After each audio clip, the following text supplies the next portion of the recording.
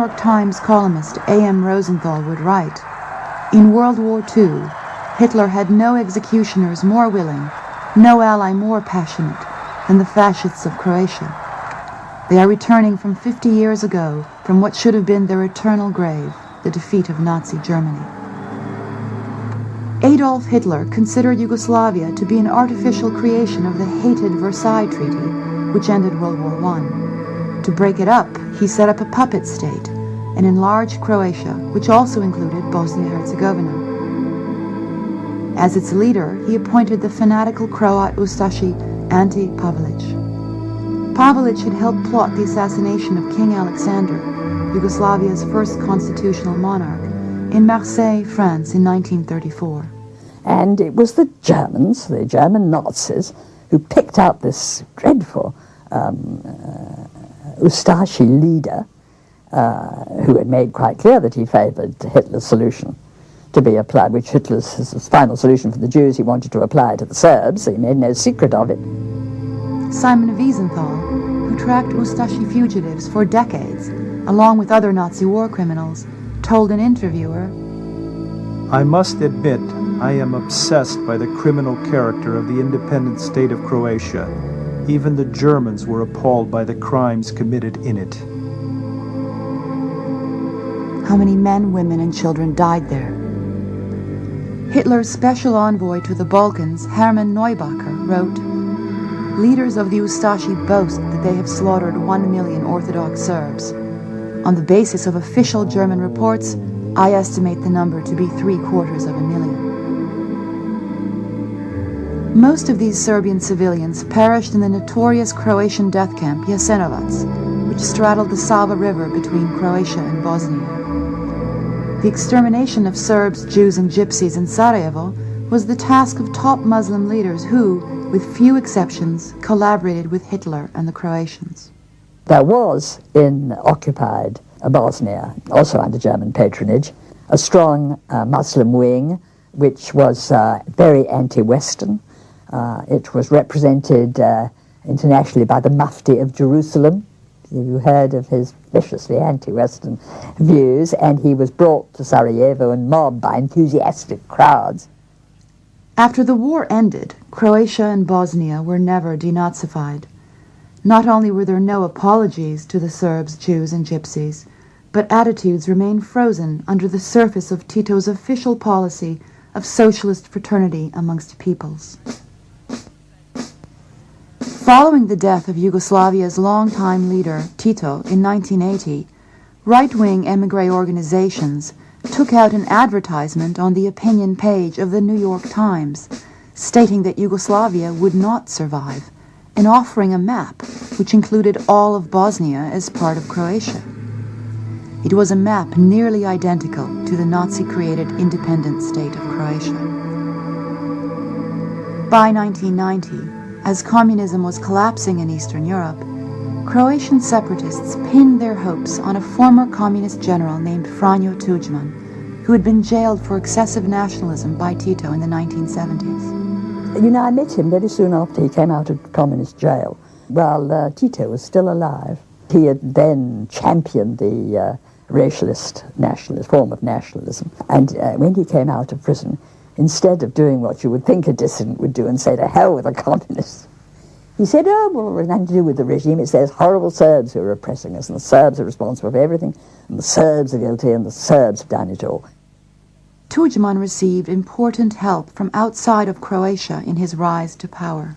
The German Secret Service was enormously active in Croatia and in all of Yugoslavia, trying in the 80s to build bridges between what were called the national communists, Stipe Mesić, Franjo Tuđman, in Yugoslavia, and the Ustasha revanchist organizations which lived in the diaspora of Croatia, that is to say, all of the people of weight and influence who had fled the former Nazi puppet state in 1945.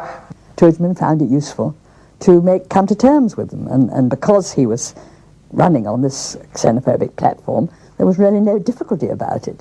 What was difficult was when he was trying to sell his cause in the West, and he managed to, partly because he had a very good lobby, very effective and much more effective than the Serbian lobby, and partly because he covered up his intentions. Tudjman often embarrassed his most important supporters, such as German Chancellor Helmut Kohl. For instance, Tudjman had written a book minimizing the crimes of the Ustashi and claiming that the Holocaust was greatly exaggerated. "Thank God my wife is neither a Serb nor a Jew," he told one interviewer. For the national flag, Tudjman chose a replica of the checkerboard emblem that flew over the Croatian death camps of World War II, where Serbs, Jews, and Gypsies were exterminated. Tudjman's anti-Semitic views were covered beneath rhetoric acceptable to the West. With the help of Reuter and Finn, a high-powered American public relations firm, the New York Times found space for General Tudjman's new and misleading image on its opinion page. In the article, Tudjman promised that there would be no purges against the Serbian population in Croatia if it separated from Yugoslavia. Tudjman declared that Croatia was for the Croats. That was his slogan, a racialist slogan. Croatia for the Croats, with the implication people who weren't Croats, and there was a very substantial Serb and Yugoslav mixed variety, didn't feel that they had any, they were in fact second-class citizens, and he recognized them as such.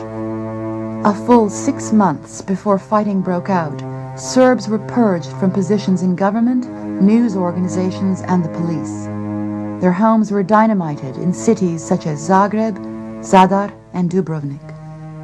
For the first time since World War II, Serbs in eastern Croatia began to flee across the Danube River. Serbs working in Croatian cities were required to sign loyalty oaths. Those who did not sign were fired. Those who did sign were fired later.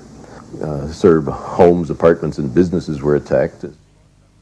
Predsjednik Republike Hrvatske, gospodin Franjo Tuđman, dao nam je odobrenje da po prvi put formiramo nenaoružane odrede civilne zaštite Hrvatske demokratske zajednice. Any doubt that Tudjman himself issued orders for the expulsion of Serbs in Croatia was removed by Tomislav Merčep, a senior member of Tudjman's ruling party, the HDZ.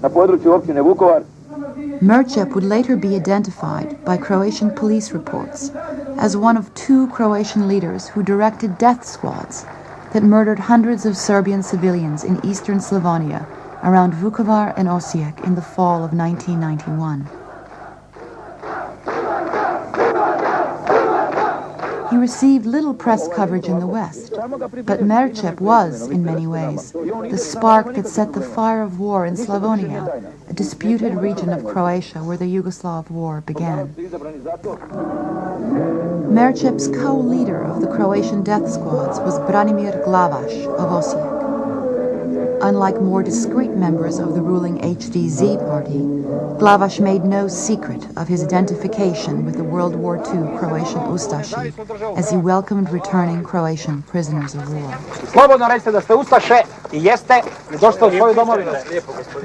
While some French intellectuals were hailing Croatia as part of the new Europe, old and familiar forces were at work.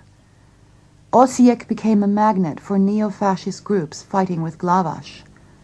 They included British skinheads, German and Austrian neo-fascists, and followers of the French extremist Jean-Marie Le Pen. C'est comme ça que l'on bâtit l'Europe nationaliste. Et vous y allez directement après, demain? Oui, demain nous partons pour Zagreb pour prendre des ordres à l'état-major, mais pas de l'armée croate régulière. Nous allons avec la force de défense croate qui dépend du parti du droit croate, et donc nous partirons quelque part sur le front en Slavonie, je suppose. The United States, which soon adopted Germany's approach to the Balkans, ignored recent history and offered a simple explanation for the fighting which broke out in the predominantly Serbian region of Croatia, which was known as the Krajina. Assistant Secretary of State Richard Holbrooke, who spent the early years of the Yugoslav war as the American ambassador to Germany, represented what became the official American view. The Serbs started this war. The Serbs are the original cause of the war. Those who tried to prevent the war saw it differently. The Serbs in Croatia, and indeed outside Croatia, had a very vivid memory of what happened in 1941-42, when Hitler declared Croatia as an independent puppet state, if you like, and the horrors that went on there and the murders of the Serbs were still a very large number of Serbs were murdered at that time. I mean, hundreds of thousands. And I think it was very understandable that when Croatia declared its independence and promulgated a new constitution without any safeguard for the 600,000 Serbs who still lived in Croatia, the Serbs were very perturbed about this. New York Times columnist A.M. Rosenthal would write, "In World War II, Hitler had no executioners more willing, no ally more passionate than the fascists of Croatia. They are returning from 50 years to break it up. He set up a puppet state and enlarged Croatia, which also included Bosnia-Herzegovina. As its leader, he appointed the fanatical Croat Ustashi Ante Pavelic. Pavelic had go from what should have been their eternal grave, the defeat of Nazi Germany. Adolf Hitler considered Yugoslavia to be an artificial creation of the hated Versailles Treaty, which ended World War I, to plot the assassination of King Alexander, Yugoslavia's first constitutional monarch, in Marseille, France in 1934. And it was the Germans, the German Nazis, who picked out this dreadful Ustashi leader who had made quite clear that he favoured Hitler's solution to be applied, which Hitler's his final solution for the Jews he wanted to apply to the Serbs, so he made no secret of it.